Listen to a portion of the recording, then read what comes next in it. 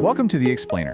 Today, we're jumping right in and distilling the core AI strategy for businesses straight from a recent conversation with NVIDIA CEO Jensen Huang. We're going to break down his playbook for how you, as a leader, should be thinking about this technology right now. Okay, so to really get the playbook, you first have to understand just how huge this moment is. Jensen Huang doesn't see this as just another upgrade or some new software cycle. No, he frames this as a fundamental reinvention of computing itself, the first of its kind in over half a century. And this slide, this just perfectly illustrates that core shift. For decades, we told computers exactly what to do, line by line, step by step, through code. That's explicit programming. Now we're shifting to this implicit model. We just state our intent, what we want to achieve, and the AI itself figures out the best way to make it happen. So how in the world is your business supposed to navigate this new era? It can feel pretty overwhelming, right? But Huang's advice is surprisingly clear and honestly kind of reassuring. You don't have to be the first one to figure it all out, but you absolutely cannot afford to be the last. And of course, these are the first questions every leader asks. I mean, we're all trained to think about return on investment. But Huang's point is that trying to calculate a spreadsheet ROI at the start of a revolution like this, it's just the wrong approach. It's using a tiny frame to look at a massive, massive change. So here's the structure he proposes. And what's so interesting is that it's not about top-down control from day one. It's a process. Step one, let innovation run wild. Let 1,000 flowers bloom. Encourage everybody to experiment in a safe way. Then step two, once you see what's possible, you focus all that energy on the single most important thing your company does, its very essence. And only then, after all that exploring, do you start to curate the garden and consolidate your approach. This analogy just captures the spirit of his strategy perfectly. It's all about fostering creativity and discovery first, and only bringing in the structure and the efficiency later on. You can't pick the winning horse before the race has even begun. Okay, so we have a playbook, but beyond just a set of actions, this new era demands a really profound shift in mindset.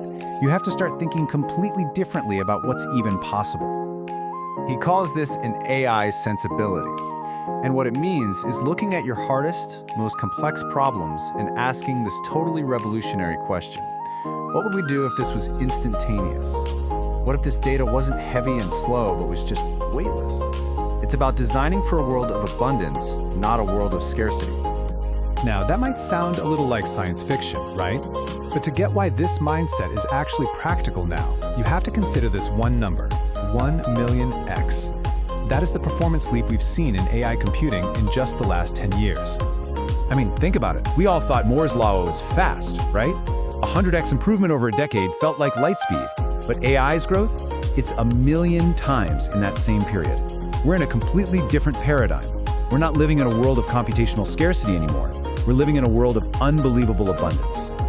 And this incredible new abundance leads every company to a really critical strategic question. Should you build your own AI capabilities, or should you just rent them from somebody else? It's the obvious question, right? It seems so much easier, faster, and cheaper to just use an API from one of the big cloud providers. But Huang gives a really compelling, strategic reason why you need to think differently and, well, get your hands dirty. He advises every single company to lift the hood on AI. Build something, even if it's small. And the reason is you have to get a tactile and intuitive feel for how this technology really works. It helps you keep control over your most sensitive data, and critically, it protects your most valuable intellectual property. And this right here is the crucial point. The most valuable IP a company has, it's not its existing products. It's not even its data. It's the strategic explorations, the internal debates, the unique questions your company's asking about the future. That is your secret sauce, and you really want to keep that stuff private and secure.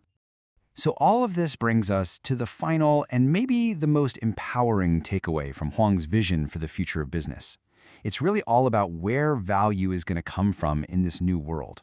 For decades, the barrier to entry, that primary source of value in the tech world, was a highly technical skill, being able to code. If you couldn't speak the language of computers, you're pretty much on the outside looking in. Well, AI changes that game completely.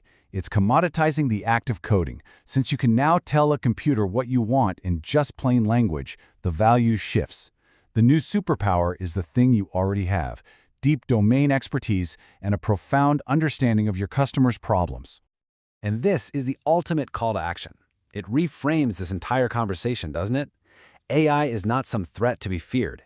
It's a tool to be wielded.